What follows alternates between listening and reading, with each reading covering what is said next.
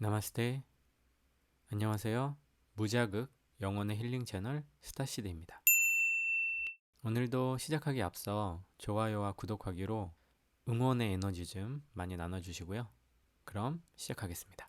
오늘은 스트레스에 관해서 이야기를 해보려고 하는데요. 우리 몸에서 가장 중요한 부분이라고 하면 어디를 꼽을 수 있을까요? 아마 뇌를 꼽을 수 있을 거예요. 그래서 오늘은 뇌를 기준으로 해서 스트레스가 뇌에 어떻게 영향을 미치는지 대해서 말씀드릴게요.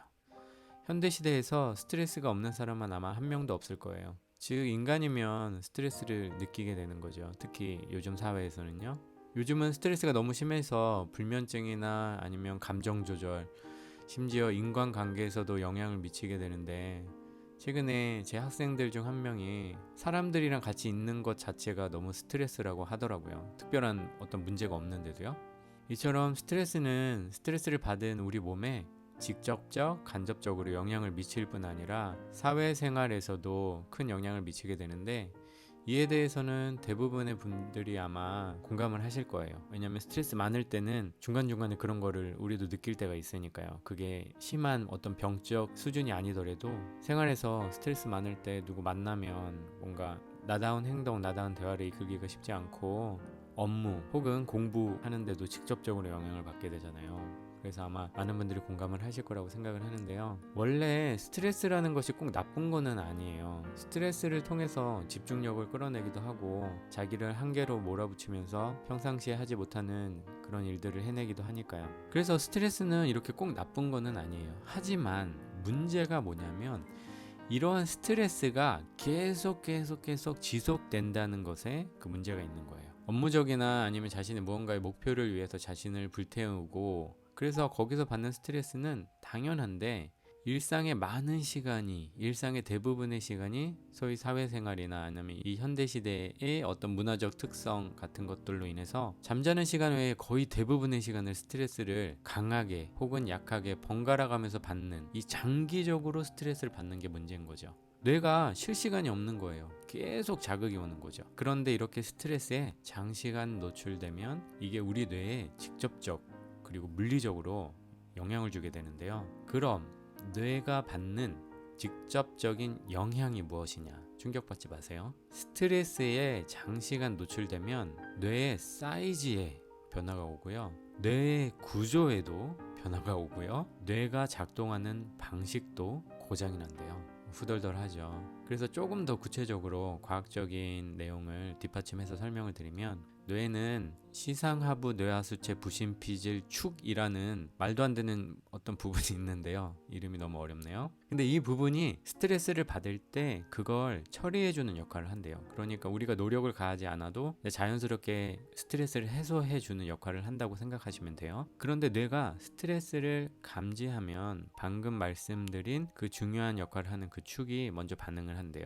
그리고 이 축에서 코티졸이라는 호르몬이 방출돼서 이 호르몬으로 인해서 몸 전체가 즉각적으로 반응을 하게 만드는 건데요. 근데 문제가 이 호르몬이 계속 방출되면, 그러니까 뇌가 결국 상처를 입게 되는 거예요. 구체적으로 그럼 어떤 부분에서 어떻게 상처를 입냐면, 스트레스를 조절해 주는 뇌의 부분, 그리고 학습과 기억을 담당해주는 뇌의 부분에 직접적으로 상처를 입힌대요. 그러면 이 부분에 상처를 입으면 당연히 학습과 관련된 공부나 업무 등에 분명 차질이 생길 거고, 스트레스를 자연스럽게 알아서 풀어주는 역할도 점점 그 기능이 망가지게 되는 거고요. 망가지면 어떻게 돼요? 당연히 스트레스를 받을 때마다 점점 쌓이게 되고 스트레스가 더 올라가게 되는 거죠. 왜냐하면 해소해주는 역할을 하는 부분이 망가지니까요. 근데 지금 다시 한번 상기시켜 드릴 것은, 지금 설명드리는 내용은 심리적 측면이 아니에요. 결국 우리 머릿속에 들어있는 그 뇌가, 우리를 컨트롤하는 그 뇌가 직접 망가지는 것, 물리적인 부분을 이야기하는 거예요. 그럼 다시 이야기로 돌아가서, 이렇게 뇌가 악영향을 받으면 망가지는 데서 끝나는 게 아니고 뇌의 사이즈가 줄어든대요. 특히 어디에 사이즈가 줄어드냐면 전두엽 쪽이래요. 뭐 그냥 그런 데가 있다고 알아두시면 돼요. 그러면 중요한 게 이 전두엽이 어떤 기능을 담당하는지가 중요하잖아요. 왜냐면 뇌가 스트레스를 받고 뇌가 망가지기 시작하면 이 부분, 전두엽이라고 부르는 부분이 망가진다고 하니까요.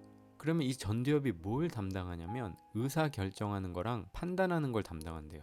그러면 결국 의사 결정과 판단을 잘 못하게 되는 거예요. 우리 노력 뭐 이런 거 관계 없어요. 그냥 그 부분을 담당하는 뇌가 그냥 망가지는 거예요.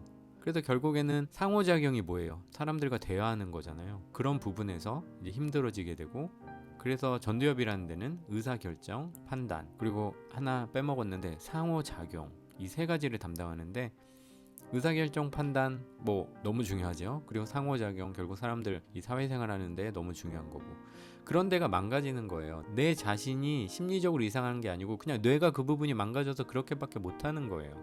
지금까지 설명만으로 너무너무 잔인한데 이게 다가 아니래요. 스트레스를 받으면 뇌 세포 수를 감소시키는데, 감소돼도 되잖아요, 솔직히 영양만 없으면. 근데 영양이 없을 리가 없죠. 뇌 세포 수가 감소하면 어디에 영향이 있냐? 암기하고 학습하는데 영향을 미친대요. 그럼 결국 뭐예요? 암기. 자주 깜빡깜빡 하는 거예요. 옛날에는 뭐 노래 제목이나 가사도 기억도 잘 나고 뭐 전화번호 그런 것도 잘 외웠는데 이 기억이 안 나요. 머릿속에 맴돌고 이게 정확하게 딱 입으로 안 나오는 거예요. 깜빡깜빡. 그리고 당연히 외우는 게 더 힘들어지죠. 옛날에는 금방금방 외웠는데 이제 잘 안 외워지는 거고. 그래서 이런 것들이 길게 지속되면 이제 병으로 발전하는 건데, 우울증 그리고 알츠하이머로 이어진대요. 한숨이 나오네요. 그럼 스트레스가 뇌를 망가뜨리는 것만 여태까지는 디테일하게 잔인하게 설명을 해드렸는데, 그럼 뭔가 해결책이나 주의사항을 좀 알려주세요. 네, 그럼 그 이야기를 지금부터 아주 간단하게 할게요. 결국 뇌를 아주 바보로 만드는 게 결국 스트레스를 받는 거고, 이 스트레스를 받으면 뇌에서 코디졸이라는 호르몬이 분비되기 때문인데, 그러면 거꾸로 코디졸을 먹은 뇌를 코디졸을 먹기 전에 뇌로 되돌리면 되잖아요. 그러면 코디졸을 먹기 전에 뇌, 결국 스트레스가 없는 뇌로 벌써 스트레스를 받아버린 뇌를 돌릴 수 있는 효과적인 방법이 과학적으로 두 가지가 있대요. 하나는 운동, 그리고 또 하나는 명상. 그리고 이 두 가지를 같이 결합시키면 부스터 효과가 돼버리겠죠. 운동과 명상, 이 둘 다는 스트레스를 감소시키고, 아까 말한 스트레스 받으면 뇌가 줄어든다고 했잖아요. 그 줄어드는 부분을 사이즈를 크게 키워주는 역할을 한대요. 그러면 뭐예요? 뇌가 평상시보다 더 건강해질 수도 있다는 거예요. 그럼 결국 아까 말한 이런 부분들이 기능이 약해진다. 그러면 당연히 반대로 그런 부분들의 기능이 더 좋아질 수도 있다는 얘기죠. 결국 쉽게 대인관계, 사람들과 대화하는 부분, 뭔가를 외우는 암기 혹은 학습, 그리고 자연적으로 뇌가 스트레스를 조절해주는 그런 부분, 이 모든 것들이 이 단 두 가지로 좋아질 수 있는 거예요. 뭐라고 했죠? 운동, 명상. 결국 아무 노력도 안 하고 매일 스트레스 받아, 열나 짜증나, 말만 하면 그 말하는 순간에 뇌에 무슨 일이 일어난다고 했죠? 기억나시죠? 그러면 우리가 무슨 종교인도 아니고 부처님도 아니면 이런 거 스트레스 피하는 게 안 되잖아요. 스트레스를 아예 안 받는 거는 솔직히 힘들잖아요. 그러면 적어도 이 두 가지를 하면 좋아질 수 있어요. 이 두 가지를 하려면 뭐가 필요해요?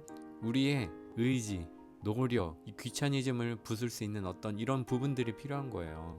누가 대신 해주면 좋은데 대신 해줄 수가 없잖아요.